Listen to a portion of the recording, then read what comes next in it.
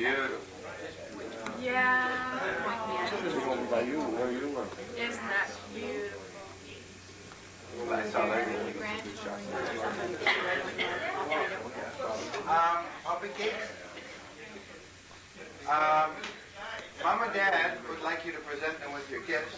Mother can remain seated if that's all right. Mom? And Dad, maybe a good idea. Father would like to sit. Would you like to sit beside your wife? Yes. No. I like to call the picture. She never was very far away from her. Would you? Come here, Father. Library. Come on, that's a secret to 50 good years. Now that's true. Who said that? Sit beside your wife. You realize, of course, the woman in this situation is on the right-hand side.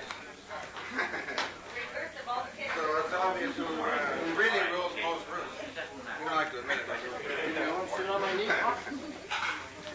Let's get a student inside. And Andrew's going to pop them a bottle. Oh, where's Maggie? There you are. Thank you.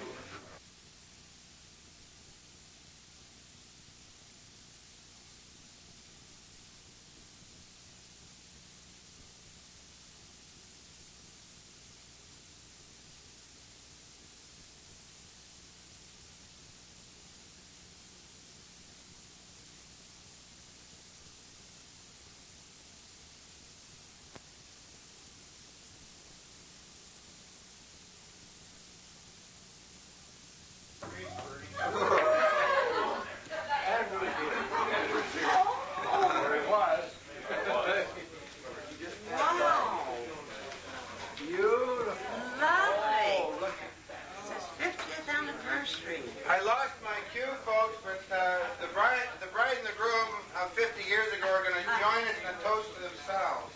I'm sorry if I never warned you about it. To the bride and groom.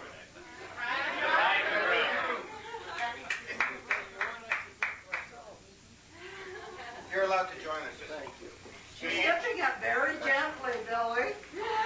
So you're going out 50 years, yeah. That's good news. We rented the hotel room for you.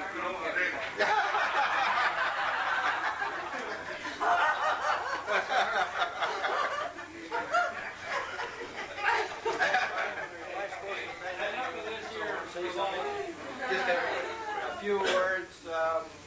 I did not come prepared for a speech tonight, and I would better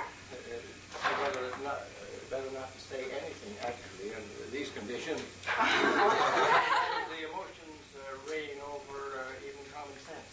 Good. But I've got to say this. You see, it's starting already. Like this too. I should have him give the speech. Because 50 years ago was a very, very important day. I think it was the afternoon of my life. See how it's generating? This little girl and I were married. 50 years, and the odd little problem over the 50 years. Here and there, a couple of children. Wonderful children. As I recall it, just the way we'd have made them ourselves if we had anything to do with it.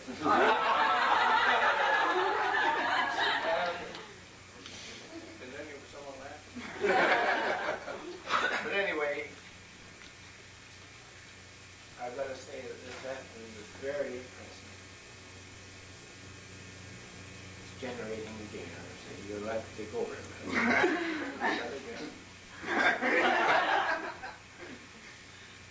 What are you going to do with the next 20? Play golf.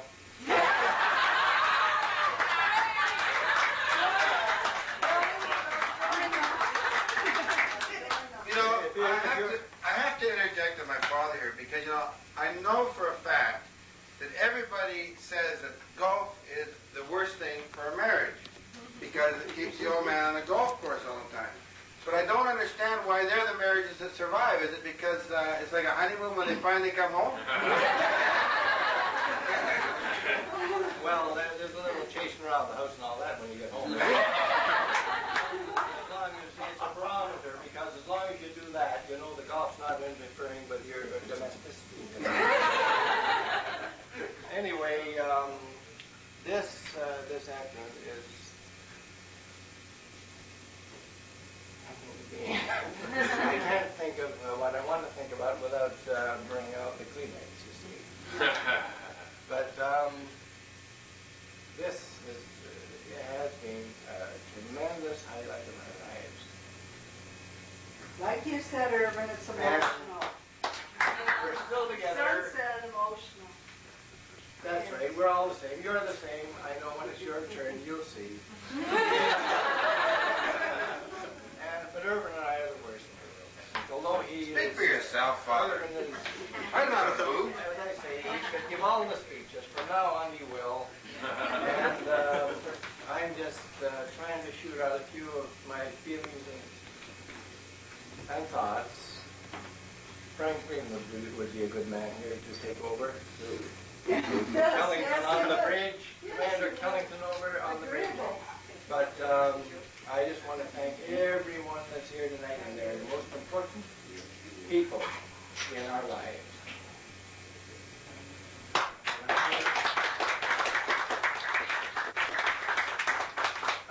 want to thank those who participated in the organization of this affair, because it's out of this world. Here, here.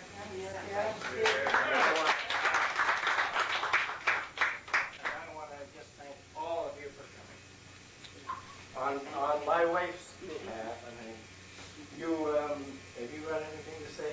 You can say it better than I can, but No, if I touched upon what you want to say, maybe they'll accept that as our heartfelt thanks. I just want to thank everybody for coming and giving us the surprise and the joy in our life at this time.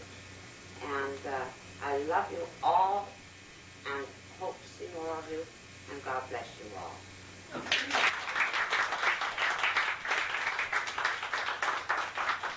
would like to say a special thanks to my brother Irvin and Jed, who really spearheaded the whole thing, counseling the ideas. I can't take the credit for it, because I tell you, without the loved ones around us, this would be nothing. And that's the truth. Yeah.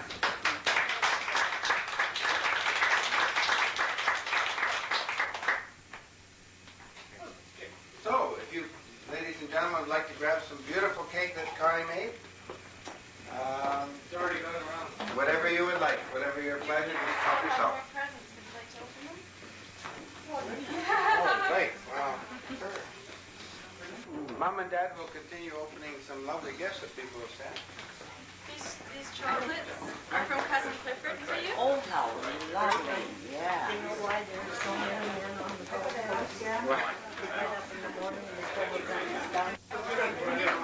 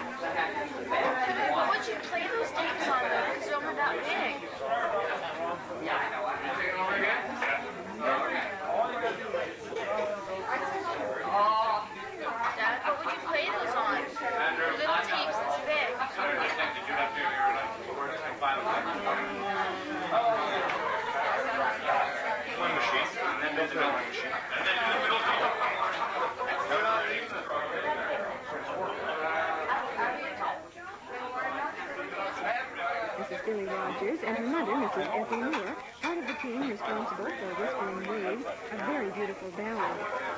Good morning, Mrs. Moore. I understand you wrote the music to Whispering Waves. Yes, that's right. And Billie Rogers, you wrote the lyrics? That's right. My sister Eileen and I wrote them. You and your sister together. How long have you lived in Victoria, Mrs. Moore?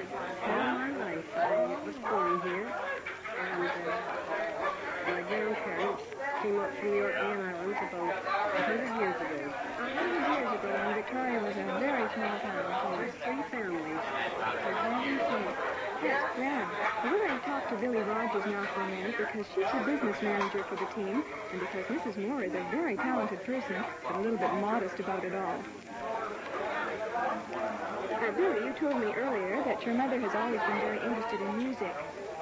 That's right. At the age of 5, Mother began playing the family organ by ear, and almost in that time she was composed her own melodies.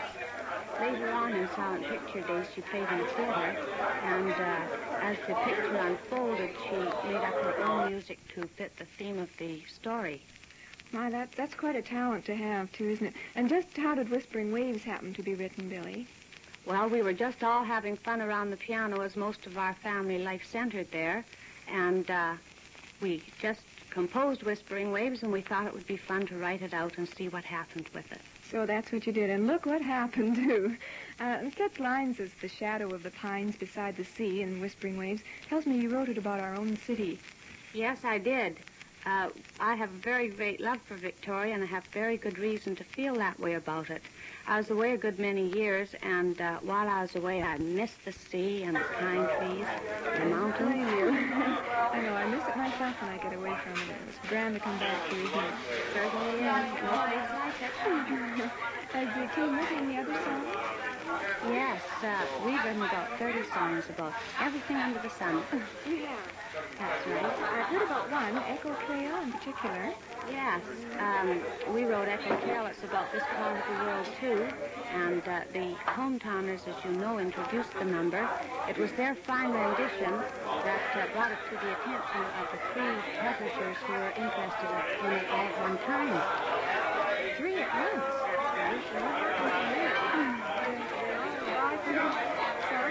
That's right, and one American publisher is still trying for the American rights to the number, although it was published by BMI in Toronto. Yes, that's the Canadian publishing firm, isn't it? We feel very, very grateful to the hometowners because we know it was their fine rendition of the number that has made our initial success possible. I think that's grand because the hometowners, they do a lot for local sound, and I think it's a wonderful idea, don't you? Oh, it's very, very wonderful, and I'm really proud of them. Oh, and we're mighty proud of songwriting teams such as yours, Billie Rogers and Ethel Moore, and we think you're going to go a long, long way. Already the Hometowners record is selling out in the stores and having a real thing in the jukeboxes, and it's heard often on the air. I'd like to thank you both for being with me on the show this morning. It was a real pleasure to meet you. And I'm sure everyone in Victoria joins me in wishing you both, and also Kathy Southern, the best of luck and success in the future. Mrs. Rogers. Thank you very much. Thank you very much, Barbara. It's been lovely talking to you. It's just been grand having you on the show.